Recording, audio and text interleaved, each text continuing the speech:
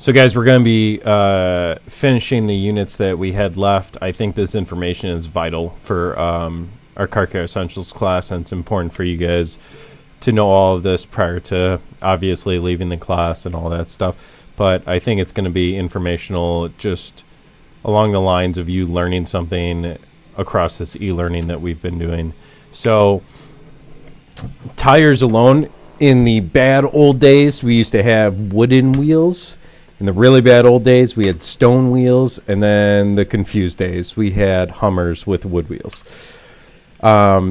Most tires today are pneumatic, which means that they're powered by air, which we fill our tires with, obviously. Michelin was the first one to ever put pneumatic tires on cars in 1895, and Goodyear was the name of the person that created vulcanized rubber, which is that harder rubber that a lot of you guys saw in that tires video, that allows our tires to last longer. Now, something to note nowadays with a lot of changes in the tire industry is that a lot of tire companies are using green products, which actually make the tires wear down faster, and Goodyear is one of those companies that's known for it. So one of the companies that you might want to stay away from when you're looking for tires is Goodyear, because those tires will wear down faster. Tires with inner tubes were used until the 50s. Obviously, this is not the best way to go about having a tire or the best way to go about protecting your tire. A lot of times nowadays we have things inside the tire that protect it. We have tires that are called run flats, that you could actually get a flat tire. You could run over a nail and it'll actually seal the tire automatically for you. Now, those tires are obviously more expensive, but they do a good job of making sure that you don't get a flat tire on the side of the road. Now, inner tubes are used in bicycles still. The reason that we don't use them anymore in tires is because obviously you guys could see from this blown up tire on here that when a tire would break, the inner tube would pop out of it, and this could actually cause a worse crash than the tires we use right now. And I'll show you guys as we keep moving forward what we use in our tires today to make sure that doesn't happen. So Dunlop patented the pretty much the inflator to make sure that tires can get air back in 1888, but we use this valve stem sticking out of the tire to fill our air. This little needle on the inside of the valve stem is how the air is pushed in. You could also take a pen and push this needle in, and it'll actually allow air to come out if you need to lower your tires. And we'll talk about why you would need to do that later. This is kind of one of the things that you might see to fill up tires. You could also use bicycle pumps or anything you have in the garage that allows you to put air into something. Max inflation is on the side of the tire. So most tires have a max inflation of around 40 psi. That is not the amount that you are going to put in your tire. That is the maximum amount that the tire could handle without exploding. Manufacturers suggest the pressure on your B pillar of your door. So if you open your driver's side door, you should have a sticker on the inside of the pillar that tells you exactly how much air should be in your front and rear tires. And this might be different mattering on a vehicle. So you might have 32 in the front or 30 in the back. Overinflation, if you overinflate your tires, you get better fuel mileage. And then underinflation, you're going to get better traction on the road. So to give you guys a good example, if you bought a Jeep and you wanted to go off-roading, then you could actually underinflate your tires. You could lower the PSI in them to get better traction in the mud. So you're also, one of the things to note is that air is released from the tire as the temperature changes. So rubber, just like anything else, will expand and contract mattering on our temperature outside, and that expansion allows air to escape from your tires. That's why you will need to inflate your tires. So what should your tire pressure be? Either your owner's manual or that B pillar in your car is going to tell you exactly what it should be. There's also nitrogen that a lot of shops fill tires with. It does cost extra. One of the only really big benefits of nitrogen is it will not escape from your tire. So if your tires need to be at 32 psi, then you set nitrogen to 32, you fill up your tire with it, and then it will stay at 32. If you just fill it with regular air, that air will escape because it's thinner than nitrogen. Cost effective, if you are not filling them up, if it's once for the life of the car, then yes, it is cost effective. But the thing you got to think about is that you are changing your tires, and mattering on how often you change your tires, it might not be worth it for you to get nitrogen in them every single time. Different tire designs are common. Bias ply tires mean that we have these metal plies, so these little horizontal lines and vertical lines and diagonal lines are all going to be our plies in our tire. What these are little strands of metal that go across that kind of take the absorption of every bump that you're going to drive over. So instead of the rubber taking the hit, these plies allow the rubber to bend back and forth and allow us to keep our strong rubber inside the tire. So these are kind of what you're going to see in most modern tires. Also, radials. These are also what this is pretty much what we have on all of our cars nowadays. Steel belted radials. So a radial tire is going to be a pretty much the same exact thing we just looked at with bias ply. We have the bias ply tire design right here, steel cords going across diagonal, and then we also have steel cords going all the way across the entire tire, left to right. So this is going to give us not only structure going from one side of the tire to the other, but structure across the tread of it. Now, if we look at the tire construction that you guys are going to see on all tires nowadays, is that you're going to have the tread on the outside. Now, once this tread goes down, you're going to start seeing, let me see here, your steel belts that are going to start popping out of your tires. So if you ever wear a tread down all the way and your tires become bald, after they become bald, the metal wires or the steel belts inside of it are going to start popping out of the tire, and that's never a good sign. The main thing that you guys need to know is there is a bead in the tire. There's metal bars that go around the inside of the rim that allow us to adhere the tire to the rim to make sure it doesn't pop off if you get a flat. So one of the things that that keeps this on the tires inside of your wheel well, inside the rim, you're also going to have a little section cut out for this bead to sit on so it doesn't pop off of your rim while you're driving. The sidewall is going to be another important part of it. If you ever get anything inside of your sidewall or within an inch of the sidewall, it is unable to be fixed. So if you go to a tire store and you wanted to get your tire patched, say you got a hole in your tire driving through a construction zone or something like that, you go to a tire store and you say, hey, can you patch my tire?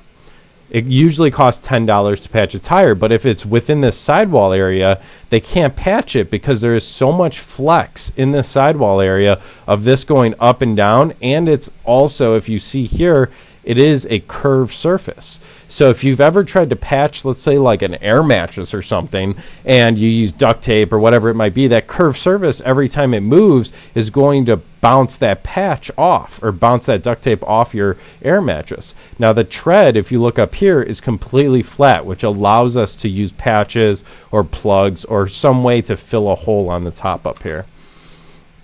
Sidewalls are what hold up the tire, so the construction of the sidewall is going to allow us to carry the ride of the car. So the sidewall construction will actually be able to carry the entire weight of the car with no air in your tires. It is okay to drive on completely flat tires as long as your rim is not touching the ground. If it is touching the ground, then what's going to happen is as you drive down the road, that rim is going to start compensating for the road, and it's going to hit every single bump. When it hits those bumps, that rim gets damaged, and our car will no longer drive straight down the road. Now, we'll talk a little bit later about how we fix this problem. tread designs. So we have 3 different tread designs that you guys are going to see. This is kind of an all-weather. You see this on most cars. We also have drag tread, which is pretty much just a completely bald tread that if you warm this up, it's going to adhere to a pretty much a racetrack or any type of flat surface really well. Not really a gravel road like the roads we drive on every day. And then we also have a mudding tire. So which one has the best traction out of these 3? It's actually none of these. These all have different uses. They all have different amounts of traction that can be changed mattering on how we use it. So the mud tire can get really good traction in mud, but gets really bad traction on regular street surfaces, where the drag racing tire will get really good traction on a really dry, flat surface, but this will not go over bumps. This will not. This will just literally spin and slide in the rain.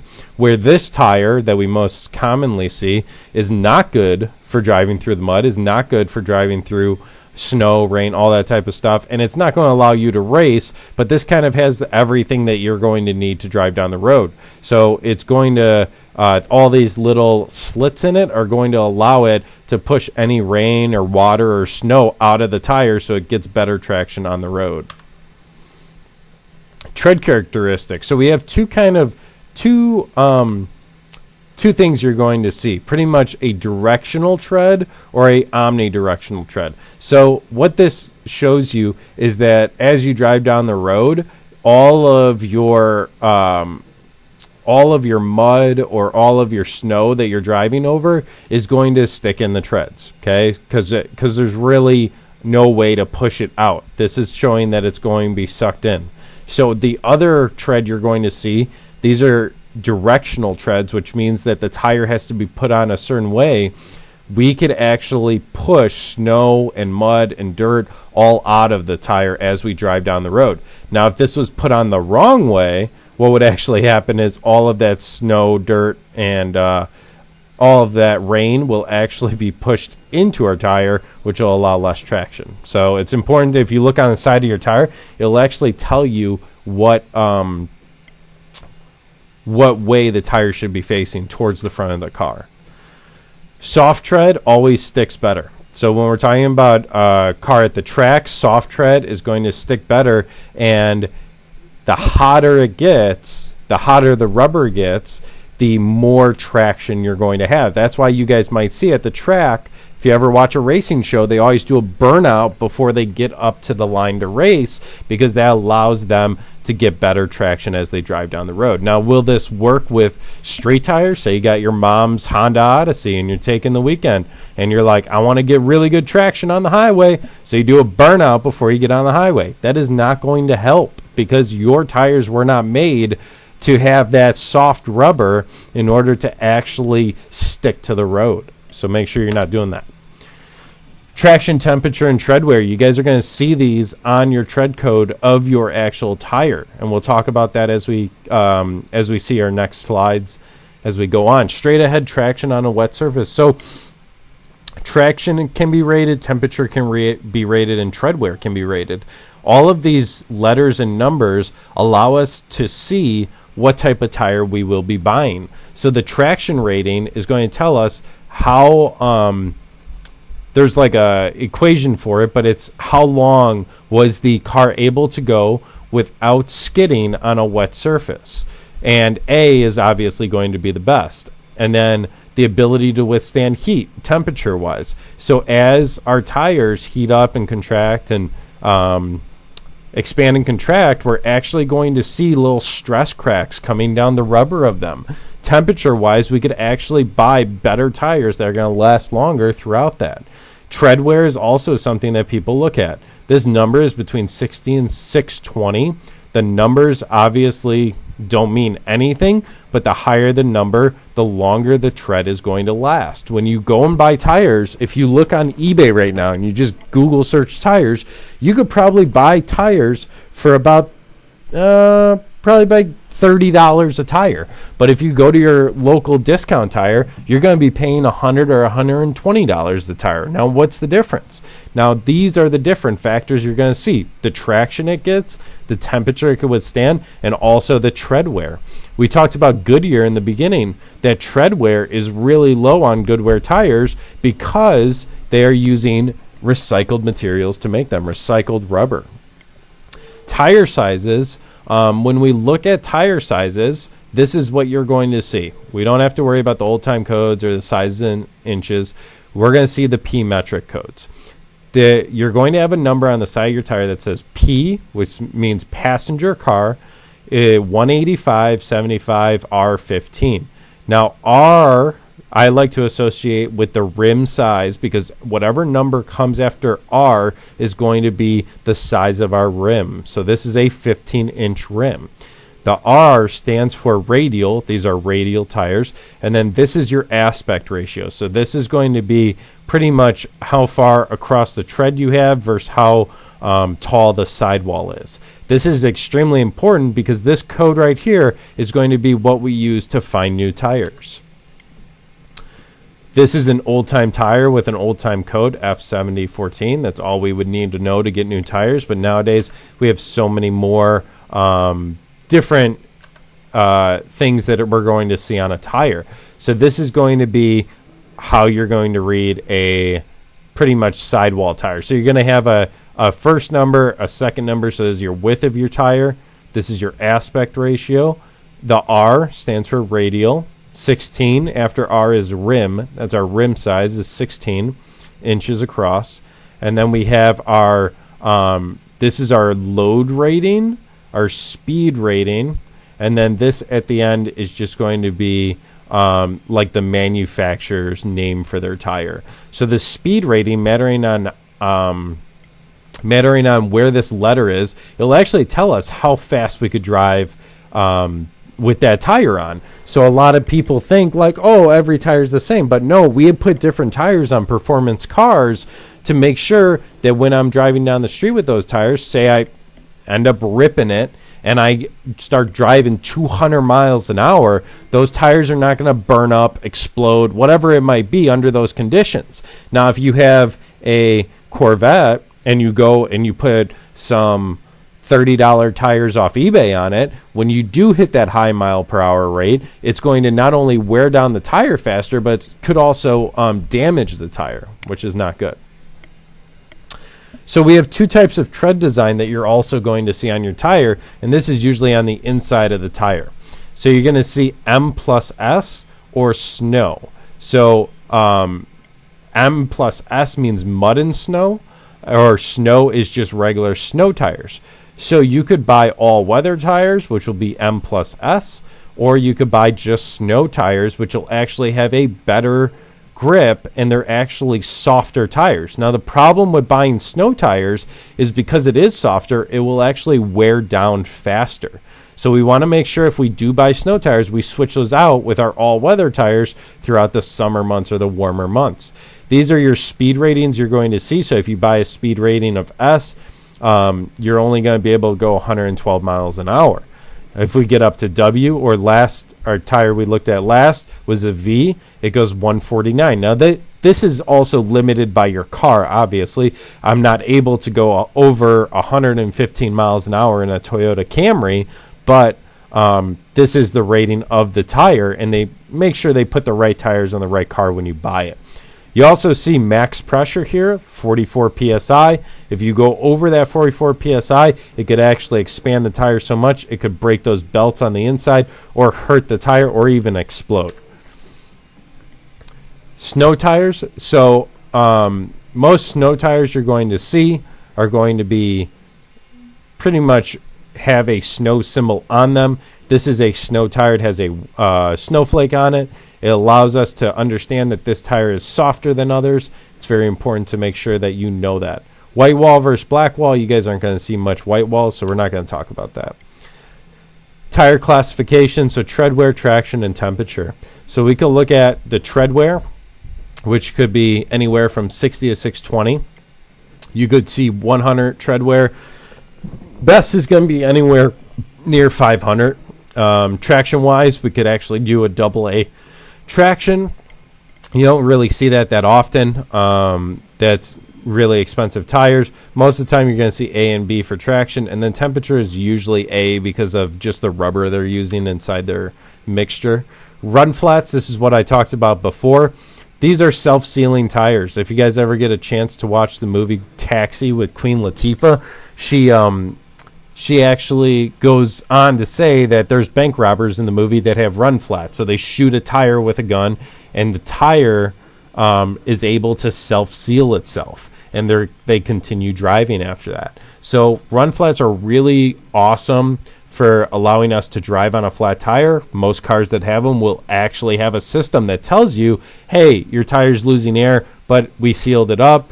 You should probably get to a shop and get it changed out. If you do have to change out a run flat, I remember last time I changed one. I think it was around $300 for one tire. So you're looking at $1,200 to replace 4 tires, where more commonly you're paying $100 a tire when you replace them. Tire wear indicator bars. So in between your tread, you're going to have these little bumps that you could actually run your finger through the tire tread and actually feel these little bumps. When that bump starts getting worn down at 2/32 of an inch, that is time to replace your tire. That's really easy. Kind of look at it, tell if you need to replace them or not. You could also buy a indicator gauge. The indicator gauge will tell you exactly how much tire tread is left. You could also get this done at a shop. They'll tell you exactly how much tread is left to tell you if you need to replace your tires soon. When you torque lug nuts on a tire, it's important to use a star fashion. So 5 nuts, we're going to go top and then bottom right, top left, right, and then bottom left. And we're going to do the same thing. We're going to go across the lug nuts on a 4-star pattern also. Tire repair, whenever we use a patch or plug, we have to remove the wheel from the car. We cannot repair sidewalls because of that curvy surface. In 2007, all vehicles were required to have a TPMS, a tire pressure monitoring system. This is the light that comes on if ever you're driving down the road and your tire has less air than it needs in it. Now, this system is great for letting us know that our tires are going flat, but the problem with it is inside of your wheel, it actually costs $100 for the sensor that senses your air, and then that sensor has to be programmed with your car, which costs another $100. So if you ever need to replace a TPMS sensor, it costs you $200 before you even pay for the labor to put the system in. Now, when we're looking at that sticker on the side of our car, it's going to tell us what front tire we have, what rear tire we have, and then also the pressures that we have. So 35 PSI is probably the most common you're going to see for a regular car. And then you're going to see your tire size. If you can't find this, you could always look at the side of the tire. Review questions. We're going to skip that. Cornering forces. So whenever we are cornering or taking tight turns, it's important to understand how we're going to keep that tread on the actual ground. So making sure that you have the right suspension, the right tires. This obviously, if you look at this tire, there's no tread on it because it is made for this track. Driving forces, something else we have to take into account. So how are you driving your car? Are you doing a burnout every time you pull out of your garage? Are you driving it 10 miles under the speed limit? Are you constantly braking? Are you driving really fast up to a red light and braking? Whenever you talk about this stuff, you really have to look at how the car is driven. Misalignment can also cause bad things to happen to your tires. So if your tires are not facing straight forward, they could actually wear unevenly. Bad steering parts can cause your tires to actually fall off. Some of you guys saw this in one of my classes. If the steering part is not in correctly, the tire will actually pop off the car. Bad shocks, another suspension part that could cause your tires to wear down unevenly. Or scuffing, just like drifting, getting your car sideways. This can also cause a tire to wear down unevenly. Skidding, obviously, if you are driving up to a red light, slamming on the brakes, stuff like that. Overinflation. Whenever we overinflate a tire, it reduces our contact with the road, but it does allow better fuel mileage. So it's something to take into account if you ever overinflate. When we underinflate, more of the rubber is actually touching the ground, which allows us to get more traction on the road. So say you're stuck in the snow, or say you're stuck in a mud pit. You could actually take 5 or 10 PSI out of your tires and get better traction to get out of there. These are all tire wear indicators. So they allow us to figure out what type of part we have a problem with. So if you look at a tire and we have our center is worn down, we have overinflation. But if we have our sides worn down evenly, then we have underinflation. Camber just means a suspension part is out of line. Out of balance, bald spots. So that is the weights on the side of our wheel that allow our wheel to drive down straight. Cupping is usually caused by suspension, so as your suspension bounces, it causes uneven wear on certain parts. And then feathering means that it's wearing towards one side of the tire. So it could be wearing left, wearing right, but it's pretty much coming in from the edge and feathering its way across. This means that your alignment is incorrect. How can you make your tires last longer? Rotate them as much as possible.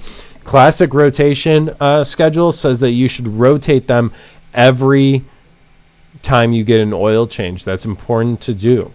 Now, rotation could be different for mattering on what type of car you have. Most commonly, if you have directional tires, which means that the tires have a certain way in order to go down the road, you can rotate front to back.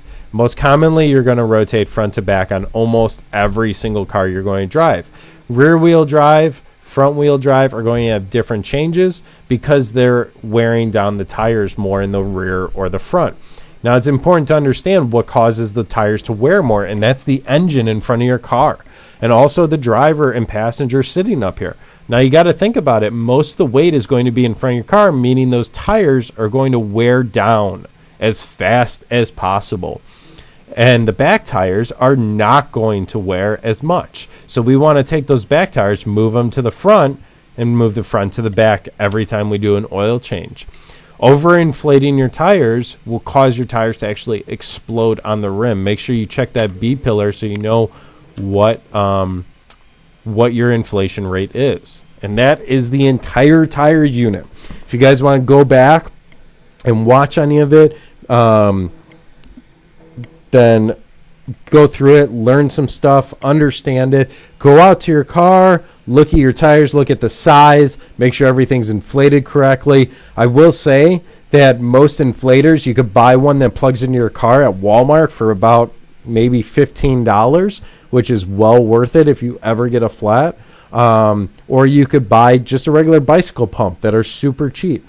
There's a bunch of ways to go about it. I hope you guys have found this informational. And I hope that you guys are having a great quarantine.